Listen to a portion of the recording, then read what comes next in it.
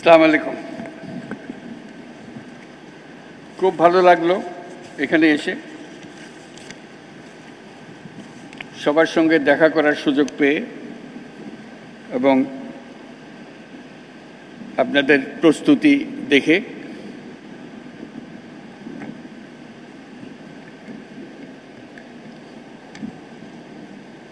এটা দূর থেকে দেখতাম সব সময়, ঠিক আছে, কিন্তু এত কাছের থেকে যারা এর সঙ্গে জড়িত দৈনন্দিনভাবে তাদের সঙ্গে নিয়ে দেখা করার সুযোগ পাওয়াতে খুবই আনন্দিত হলাম।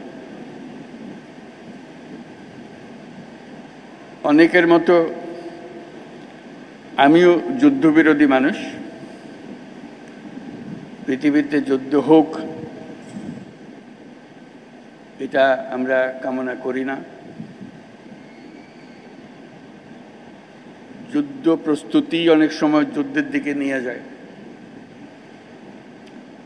কাজে যুদ্ধ প্রস্তুতি সম্বন্ধেও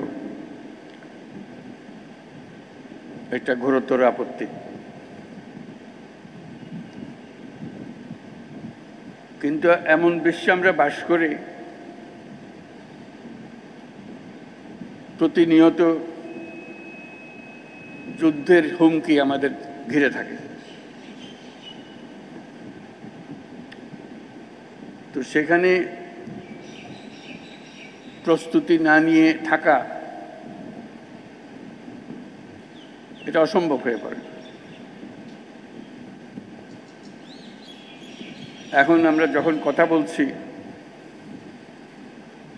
তখন আমাদেরই কাছে ভারত পাকিস্তান যুদ্ধ হই হই অবস্থার মধ্যে রয়ে গেছে। সকালের খবরে দেখলাম, হয়তো গুজব, আজকেই শুরু হয়ে যাবে যুদ্ধ। এরকম পরিস্থিতিতে আমরা বাস করি। তো কাজেই এই পরিস্থিতির মধ্যে প্রস্তুতি না নেওয়াটা আত্মঘাতী, এবং প্রস্তুতি নিতে হলে আধা আধি প্রস্তুতির কোনো জায়গা নেই। এটা এমন এক পরিস্থিতি, জয়ই তার একমাত্র অপশন। পরাজয় এখানে কোনো অপশন হতে পারে না। কাজে আমাদের যে প্রস্তুতি, সেই প্রস্তুতি কত উচ্চ পর্যায়ে আমরা নিতে পারি সেটার চেষ্টা আমাদের থাকতেই হবে। কিন্তু আজকাল যুদ্ধ এত ব্যয়বহুল একটা ব্যাপার, আর আমাদের অর্থনীতি এমন দুর্বল অবস্থায় আছি। এমনিতেই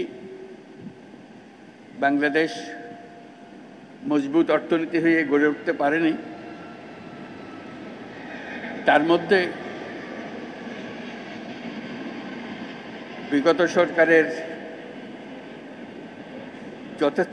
যথেচ্ছাচারের কারণে যা ছিল তাও লুটপাট হয়ে গেছে। এই পরিস্থিতিতে আমাদের সামগ্রিক স্ট্র্যাটেজি ঠিক করতে হবে। শান্তির দিকে আমাদের হাত বাড়িয়ে রাখতে হবে সবসময়, কিন্তু প্রস্তুতিতেও থাকতে হবে। এই পরিস্থিতিতে আপনাদের সঙ্গে দেখা করে, আপনাদের আজকের মহড়াগুলো দেখে খুবই ভালো লাগলো। এগুলো আমরা সিনেমাতে দেখি, বাস্তবে দেখার খুব একটা সুযোগ হয় না। আজকে আপনাদের কারণে সেটা বাস্তবে দেখলাম। যারা এর পেছনে এটাকে এত সুন্দরভাবে করার জন্য,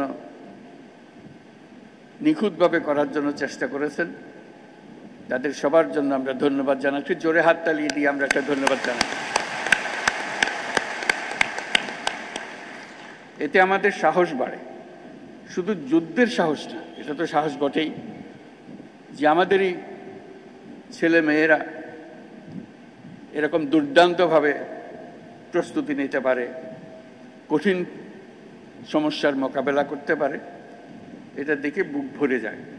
আমরা যারা আজকে বাইরের থেকে আসলাম, আমি নিশ্চিতভাবে বলতে পারি তাদের সবার বুক ফুলে গেছে যে আপনাদের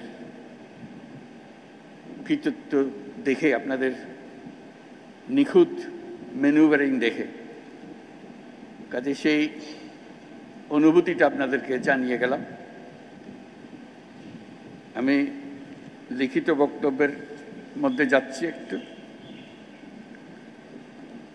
আসসালামু আলাইকুম। বাংলাদেশ বিমান বাহিনী আয়োজিত আজকের এই আকাশ বিজয় মহড়া অনুষ্ঠানে আপনাদের মাঝে উপস্থিত হতে পেরে আমি অত্যন্ত আনন্দিত। এই মহড়া কেবল একটি সাময়িক অনুশীলনই নয়, এটি আমাদের সার্বভৌমত্ব রক্ষায় বিমান বাহিনীর পেশাদারিত্ব এবং দক্ষতার পরিচয় বহন করে। আমি এই মহড়ায় অংশগ্রহণকারী সকল সদস্যকে তাদের নিষ্ঠা, শৃঙ্খলা এবং পেশাগত উৎকর্ষের জন্য আন্তরিক ধন্যবাদ জানাচ্ছি। এই গৌরবময় মুহূর্তে আমি গভীর শ্রদ্ধার সঙ্গে স্মরণ করছি ৭১ সালের মহান মুক্তিযুদ্ধে আত্মদানকারী শহীদদের, বিশেষ করে বাংলাদেশ বিমান বাহিনীর অকুতোভয় সদস্যদের। তাদের রক্তের বিনিময়ে অর্জিত স্বাধীনতা আমাদের জাতিসত্তার মূল ভিত্তি। এর সঙ্গে স্মরণ করছি ২০২৪ সালের জুলাই আগস্ট আন্দোলনে নিহত ও শহীদ সকল শিক্ষার্থী, তরুণ তরুণী এবং সাধারণ জনগণকে, যারা দেশের অধিকারের প্রশ্নে জীবন ও রক্ত দিয়ে তাদের অবস্থান স্পষ্ট করেছেন। ৭১ সালের ২৮শে সেপ্টেম্বর বিপুল প্রতিকূলতা সত্ত্বেও একটি অটার বিমান, একটা এলিওয়েট হেলিকপ্টার, একটি ডেকোটা বিমান সহ ৫৭ জন সদস্য নিয়ে জন্ম নিয়েছিল কিলো ফ্লাইট, যা বাংলাদেশ বিমান বাহিনীর নিউক্লিয়াস হিসেবে চিরস্মরণীয় হয়ে থাকবে। যার নামের আদ্যক্ষর দিয়ে এই কিলো ফ্লাইটের নাম করা হয়েছিল, সেই জীবন্ত কিংবদন্তি এবং মুক্তিবাহিনীর deputy chief of staff Bir Uttom air vice marshal A K খন্দকারের নামানুসারে সম্প্রতি এই বিমান ঘাঁটির নামকরণের মাধ্যমে আমরা তাকে প্রাপ্য সম্মান দেওয়ার চেষ্টা করেছি। বর্তমান বিশ্বের দ্রুত পরিবর্তনশীল প্রযুক্তির সাথে তাল মিলিয়ে চলার জন্য আন্তর্জাতিক মানসম্পন্ন প্রশিক্ষণ ও অনুশীলন অপরিসীম গুরুত্ব বহন করে।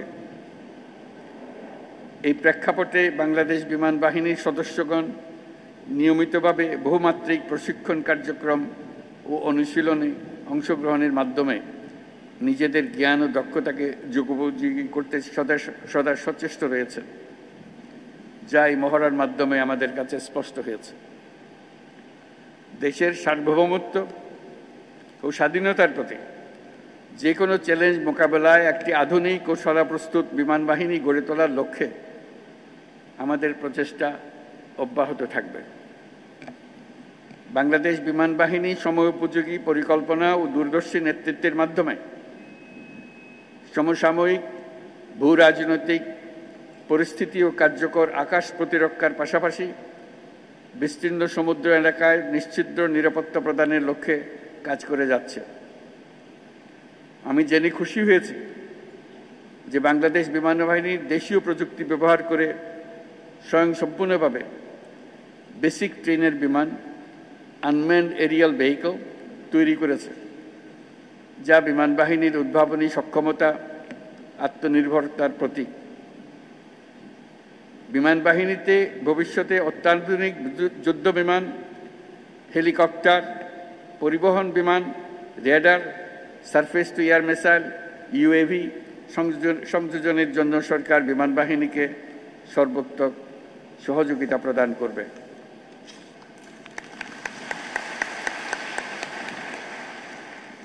আজকের এই অনুশীলন বাংলাদেশ বিমান বাহিনীর আত্মবিশ্বাস, প্রস্তুতি এবং অর্পিত দায়িত্ববোধের বাস্তব রূপায়ণ।